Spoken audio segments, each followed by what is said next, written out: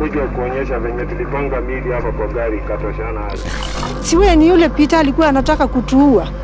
Mtoto tu alimwambia hivyo. Sasa aliambia gateman wa government chemistry kwamba Chinese anaweza maybe sema ni mtoto wake, lakini Mike si mtoto wake.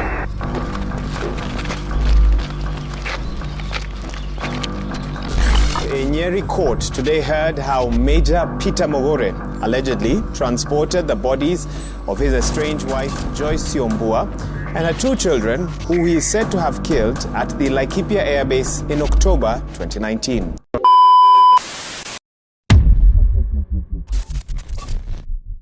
On the morning of October 26, 2019, Joyce Syombua was preparing her 2 children for a weekend trip to Nanyuki.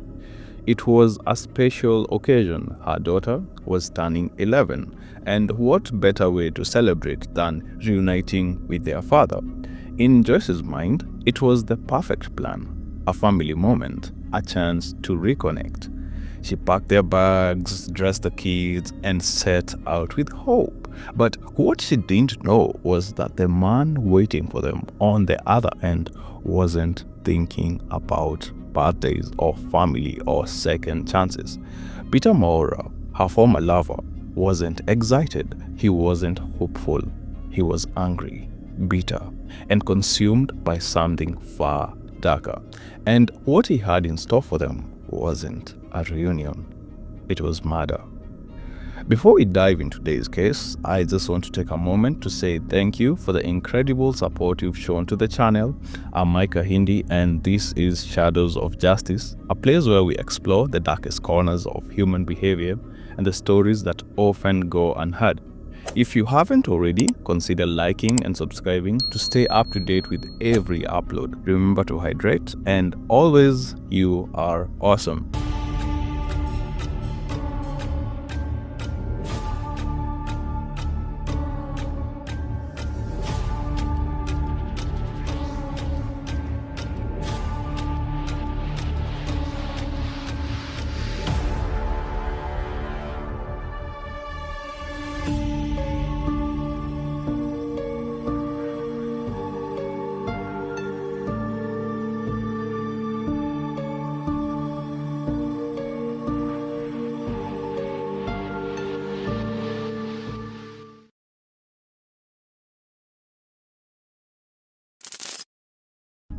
Peter Mwaura was born in 1985, the 6th child of Hannah Mugure and her late husband.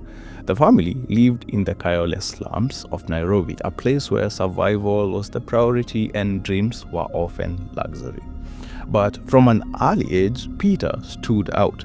His sisters will later recall that he was unusually quiet, a boy who preferred books over play. While other kids sought out the chaos of the streets for entertainment, Peter immersed himself in schoolwork. When he joined Mwangaza Primary School, his focus became clear. He was driven, disciplined, and determined. No subject proved too difficult, and his efforts eventually earned him admission into one of Nairobi's top-performing secondary schools at the time, Upper Hill High School. There, his obsession with academics deepened. He burned the midnight oil, driven by a single ambition: to become an engineer. And when the final KCSE results were released, Peter had done well. He scored an A-, a result that, in many ways, would shape what came next. Peter's impressive KCSE score earned him a place at the University of Nairobi, where he enrolled in the civil engineering program. It was a major step forward, the kind of achievement that could change the trajectory of an entire family. After years of hard work, Peter graduated with the second-class honors. On paper, it was a success story, a young man from the slums of Kayole rising above his circumstances through education and determination. But in Kenya, that's really the end of the struggle, because getting a degree is one thing and finding a job is another. Like many graduates, Peter entered what locals refer to as tammacking, walking the streets with a folder full of CVs, hoping for a callback that never comes. Days turned into weeks, then months, and still nothing. It was during this uncertain chapter of his life that Peter met someone, a young girl named Joyce Syombua. She was still in school, a student at St. Bernard Secondary, and like Peter, she lived in Kayole. He was instantly taken by her, describing her skin as mango-colored, and with the charm and confidence of a university comrade, Peter began to pursue her. Joyce was in Form 4 at the time, preparing for her national exams. But the time she sat for KCSE in 2009, Peter had already grown close to her. So close, in fact, that their relationship had turned physical behind the closed doors of Peter's small single-room house in Kayole. Shortly after completing high school, Joyce Syombua discovered she was pregnant. The news changed everything. Still, barely out of her teenage years, she made the decision to move in with Peter into his small, dimly lit single-room house tucked within the crowded streets of Kayole. Before doing so, she was introduced to Peter's mother. The meeting was awkward, cold even. There was no celebration, no blessing, just a strained formality that made it clear Joyce's presence wasn't particularly welcome. But even with that tension lingering, the young couple chose to move forward, believing, perhaps naively, that love alone would be enough to overcome the circumstances. As Joyce's baby bump grew, so did the weight of reality. Peter understood that love wouldn't pay the bills or feed a child. He needed a job urgently. But as with many young Kenyans fresh out of university, opportunity didn't come knocking. After months of unsuccessful job hunting, Peter turned his attention to a different path. With his education credentials in hand, he applied to join the Kenya Defense Forces, and after a series of grueling physical and mental tests, he was accepted. For Peter, it was a breakthrough, a chance to turn his life around. But for Joyce, it meant something else: separation, uncertainty, and an even colder atmosphere. Once Peter left for military training, the cracks in the foundation began to widen. His absence gave his mother more control, and with that came action. Not long after he left, she sent Peter's sisters to the rented house, not to check in on Joyce or offer support, no, but to gather his belongings. The message wasn't subtle. Joyce, now 8 months pregnant and emotionally isolated, had no choice but to return to her mother's home, alone, ashamed, and displaced. The relationship came to an abrupt pause. It was their first breakup, the first fracture in what had already begun to look like a fragile bond. While Joyce was adjusting to the weight of single motherhood, Peter was going through something entirely different. He had completed his military training and now officially a soldier. With a steady, tax-free income and a structured career, Peter's life had taken a significant leap forward. On the surface, it seemed like the kind of success story many in Kayole could only dream of, but beneath that uniform, something else had shifted. Back in Nairobi, Joyce gave birth to their daughter, Shanice Mwaura, on September 1st, 2009, alone and emotionally bruised. She tried to rebuild. She found work at a local bakery, a modest job that paid just enough to survive. Meanwhile, Peter, now stationed and rising in rank, had begun a new chapter of his own, but it didn't involve Joyce or their child. Instead, he started a relationship with a female officer in the Air Force, a new lover, a new lifestyle, and a complete erasure of the life he had left behind. For Joyce, it was betrayal, but not a surprise. Still, she pressed on. She raised Shanice by herself, pouring everything she had into giving her daughter a decent life. Even if it meant stretching every coin and every emotion thin, she adapted, she endured. Then, in 2014, 5 years after disappearing from her life, Peter came back. Now, holding the rank of major, he returned not just with words, but with a kind of financial stability that Joyce had never known. At first, she resisted, old wounds had never really healed. But as she looked at her growing daughter and thought about what a father figure could mean for her, she gave in. Against better judgment, she took him back. Their 2014 reunion came with a burst of passion, the kind of whirlwind that tends to follow rekindled love. For a while, things felt hopeful. There were shared laughs, familiar touches, and even moments where it seemed like the past could be buried. That fragile reconciliation eventually bloomed into something more permanent. Another pregnancy. Joyce was carrying their second child, a boy she would name Prince Michael. But what could have been a moment of unity quickly unraveled into something far more disturbing. Peter Mugure, now a respected military officer, flatly denied the child was his. Cold and calculated, he claimed they hadn't been together long enough for their pregnancy to make sense. Accused her of infidelity, suggested that maybe someone else was the father. His words weren't just dismissive, they were designed to humiliate, to erase the possibility of accountability. But Joyce wasn't having it. She pushed back hard. She defended herself, called him out for what he had become, and reminded him of the man he once was, the man who left her pregnant before and disappeared. Her rage was rooted in truth, but Peter didn't want the truth. He wanted out. The argument escalated. Voices rose, threats followed. Then Peter snapped. He stormed out of her Kayole rental, pursuing just long enough to leave behind one final warning: that he should never, ever try to place that child on him again. But for Joyce, this second betrayal hit differently. She had tolerated enough.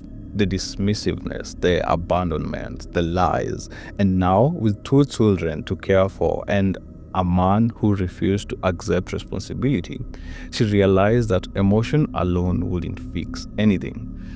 She couldn't fight Peter physically, not when he was a Kenya Defense Forces officer, but she could fight him the only way that might leave a scar legally. And it worked. After a drawn-out court process and a paternity test that left no room for doubt, the court issued its verdict. Peter Mugure will pay 75,000 Kenya shillings every month in child support. It was official, binding, inescapable. To Peter, unbearable. His carefully structured word began to splinter. On the outside, he was still in uniform, still the man flying planes and saluting higher ranks. But inside, his thoughts became unstable, clouded. The humiliation of the courtroom, the public nature of the judgment, and the knowledge that Joyce had moved on with her life, it all sat with him like a stone pressed to the chest. Then, one day, while flying a military aircraft as a trainee pilot, Peter lost control. The plane crashed. He survived, but barely. His mind wasn't where it needed to be, and his supervisors saw it immediately. He was grounded permanently, removed from flying duties and confined to ground work. A soldier still in rank, but no longer in flight. To the military, it was just a matter of safety, but to Peter Mugure, it was personal. And slowly, that bitterness began to rot into something else. After just 3 months of paying child support, a total of 225,000 Kenya shillings, Peter Mugure had reached his breaking point. Not because he couldn't afford it, but because, in his eyes, he shouldn't have to.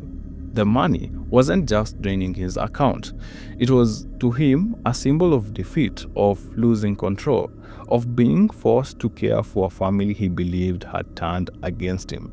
And slowly, something inside Peter began to fracture.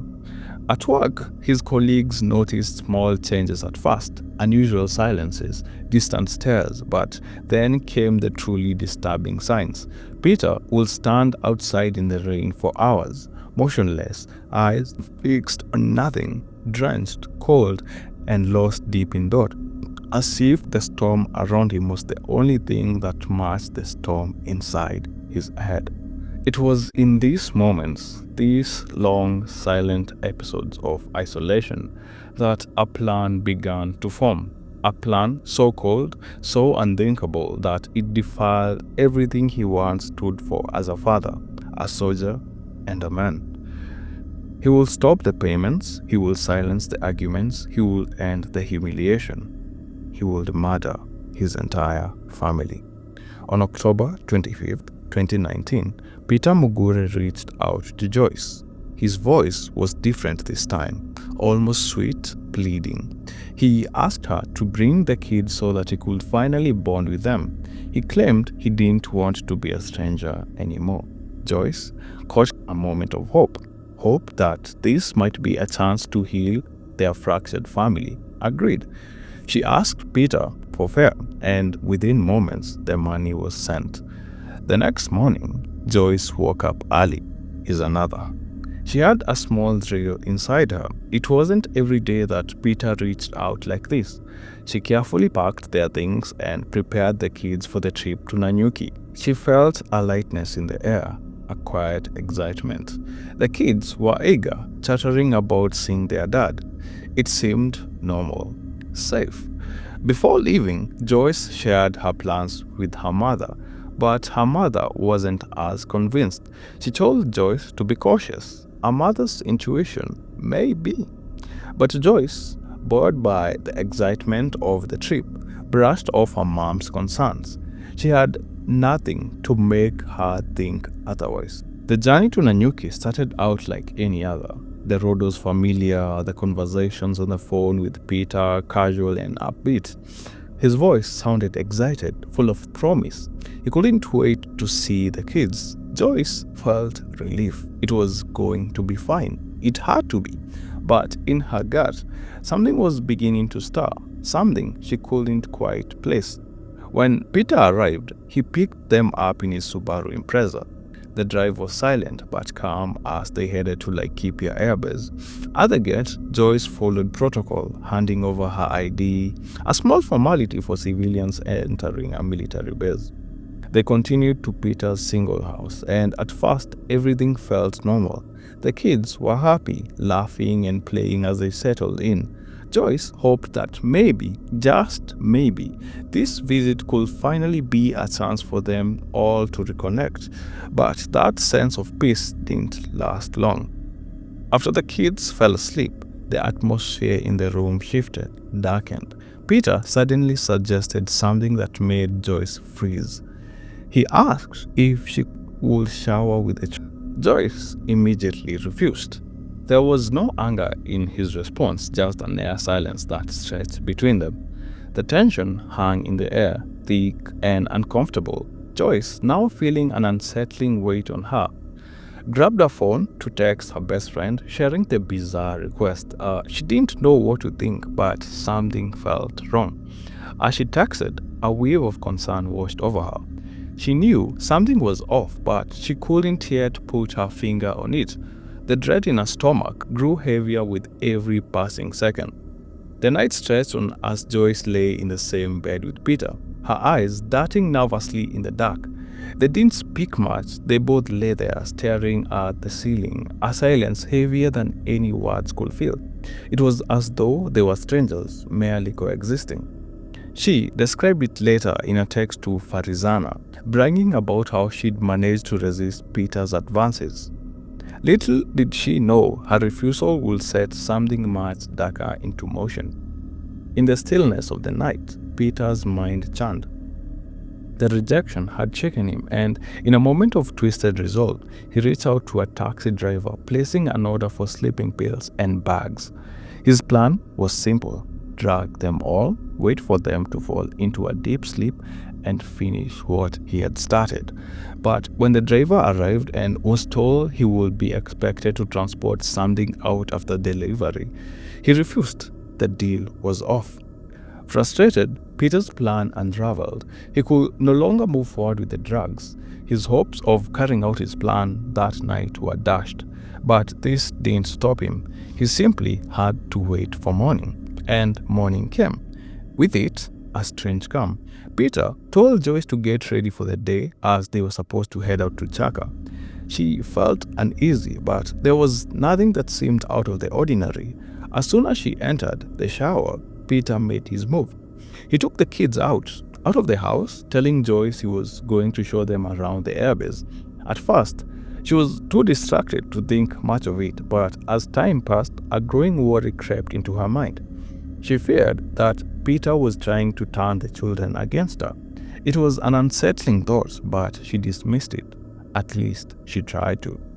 When Peter returned, however, something was off. He was alone. The kids were nowhere to be seen. Joyce's heart raced as she tried to piece together the strange absence. Peter, however, remained calm, almost unnervingly so. He explained that he had left them with a friend, giving him the opportunity to talk to Joyce alone, away from the kids. But something about his story didn't sit right with her. She pushed for more details, but Peter's demeanor shifted in an instant. His calm exterior vanished. Before she could even react, he struck her with a blunt object. Boom! Bam! The sound was deafening, a sharp, sickening thud. In that moment, Joyce's world went black. After the brutal act, Peter calmly walked to the gate, retrieved Joyce's ID card, and left the base, heading towards the secret location where he had hidden the kids. He kept them there until evening, when he drove back home, stopping along the way to buy sleeping pills. The plan was simple: drug the children, make them fall asleep, and then finish what he had started. By the time they were almost home, the children were unconscious. The pills had done their work. Peter opened the house and, without hesitation, took a rope and strangled both children. Their lives were stolen in the most horrendous way. Now, with 3 lives lost, Peter had to deal with the bodies. He called Collins Pamba, a casual laborer, promising to help him get recruited into the army in exchange for assistance with a gruesome task. The 2 men carefully moved the lifeless body out of the house, taking them to the Ngidu, Nanyuki. There, Peter had already dug a shallow grave where the bodies of Joyce and her 2 children were laid to rest, their lives snuffed out in an instant. Peter had done the unthinkable. He had taken the lives of his own children and their mother, but now came the hard part: getting away with it. For a brief moment, silence was his accomplice, but it wouldn't last long. Back in Nairobi, Joyce's best friend Farizana began to grow anxious. The text had stopped, calls went unanswered, and the air silence gnawed at her spirit. She could no longer sit still. She reached out to Joyce's mother, and together they went straight to the authorities. They filed a missing persons report at both Soweto Police Station and Nanyuki Police Station, and just when the search began gaining traction, a disturbing clue emerged. Joyce's mobile phone was found, planted inside a matatu, left there deliberately, like someone trying to script a false ending to a story already soaked in blood. But when the police questioned the matatu crew, none of them admitted to carrying a woman and 2 children over the weekend. It was clear someone was trying to cover their tracks, and the walls were beginning to close in. When Major Peter Mugure was finally summoned for questioning, his demeanor remained unsettlingly calm. To the authorities, he wasn't a suspect. Not yet. Not yet. At the time, this was still a missing persons case, but something about his story didn't sit right.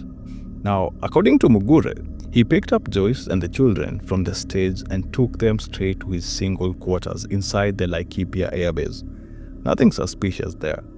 The next morning, Saturday, October 26th, he claimed Joyce made a phone call. Allegedly, she reached out to a woman from Timau, asking her to come pick up the kids. The reason? So that she and Peter could have some alone time. At around 9 a.m., Mugure said the couple left with the children to meet this unnamed lady. From there, he claimed they returned to his quarters, and later that afternoon, they supposedly went to Kirimara Springs Hotel in Nanyuki. He told investigators they stayed at the hotel until 6 p.m., then left, cutting their time short due to a supposed emergency call from his workplace. That according to him, is when he decided the family should return to Nairobi instead of staying overnight. So they went back to the barracks, packed their belongings, and left once again, this time allegedly to pick up the children. Mugure claimed he dropped Joyce and the kids off at around 7 p.m., saying he left them at a stage waiting to board a vehicle. It was a neat story, convenient. Too convenient. And while police didn't yet have grounds to call him a suspect, the tale left more questions than answers.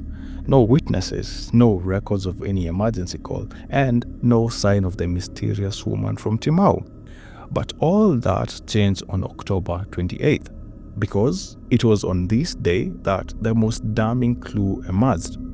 The turning point in the investigation came quietly, through a single piece of evidence many would have dismissed: Joyce Syombua's phone. It had been recovered from a tattoo belonging to 4NT Circle. At first, this seemed to align with Major Mugure's statement that he dropped his family at the bus terminus in Nanyuki around 7 p.m. on Saturday, October 26th. But when detectives dug deeper into the movements of that specific matatu, the cracks in Peter Mugure's story began to show, wide and damning. According to the matatu's records and the driver's own account, the vehicle had left Nanyuki at 3 a.m. on the morning of Saturday, October 26th, hours before Mugure claimed to have dropped Joyce and the children at the stage. The driver had taken the vehicle all the way to Bomet to attend a private function and had remained there until around 5:30 p.m. that same day. So, while Peter was claiming to have dropped off his family that evening, the matatu, get this, wasn't even in Nanyuki. In fact, the vehicle had returned to Nanyuki until 11 p.m. that Saturday night. Even more intriguing, the driver insisted that he was the last person in the vehicle Friday night and the first one back inside Sunday morning, October 27th at 4 a.m. He then drove to Nakuru, returning to Nanyuki later that afternoon at around 3 p.m. That's when he spotted the phone.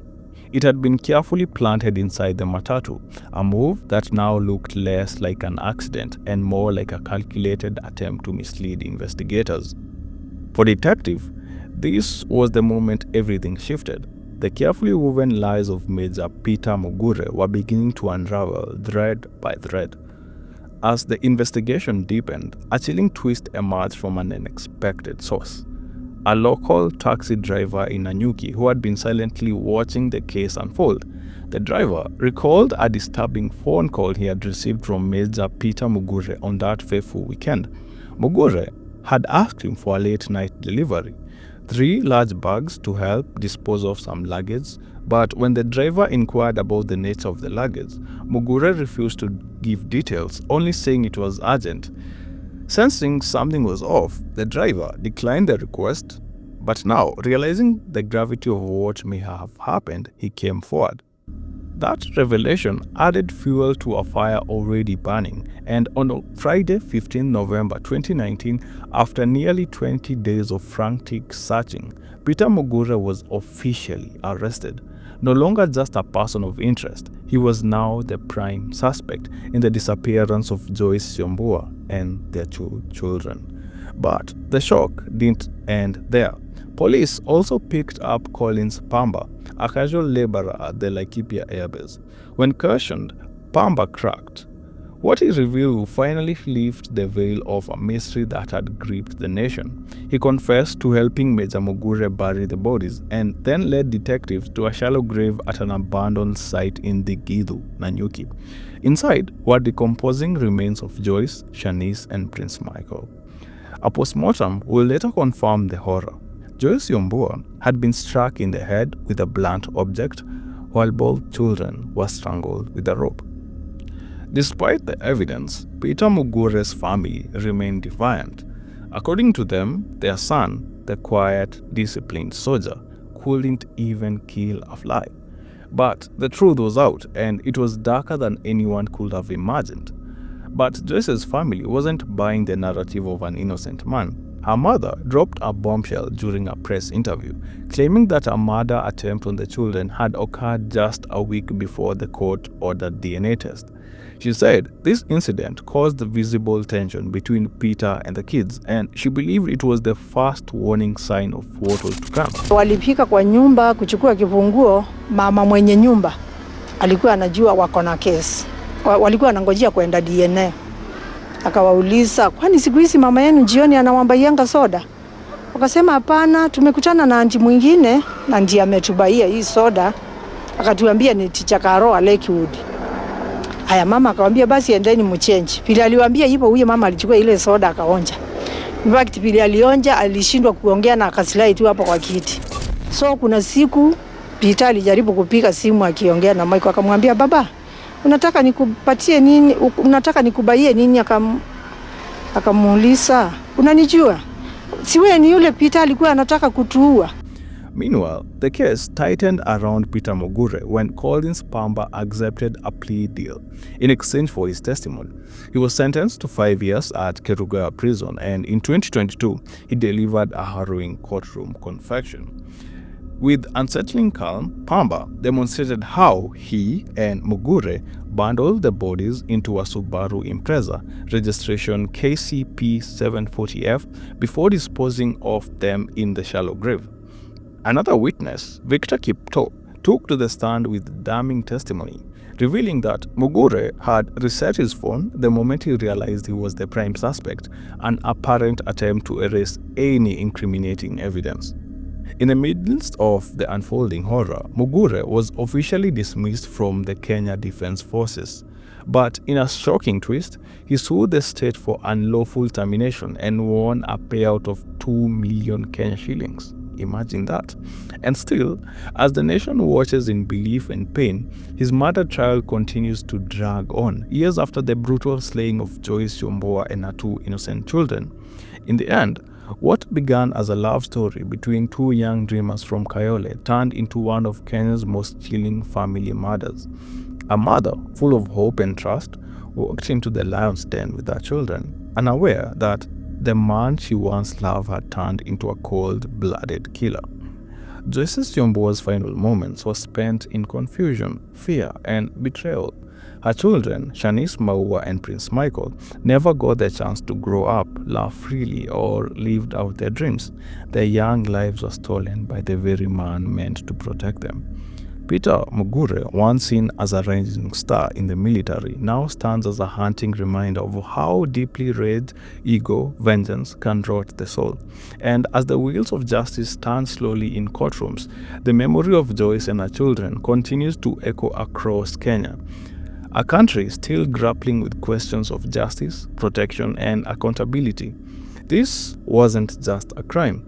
It was a betrayal of blood, a silent scream buried beneath the Ngidu soil, and as the case drags through the courts, one must ask, will justice ever truly be served?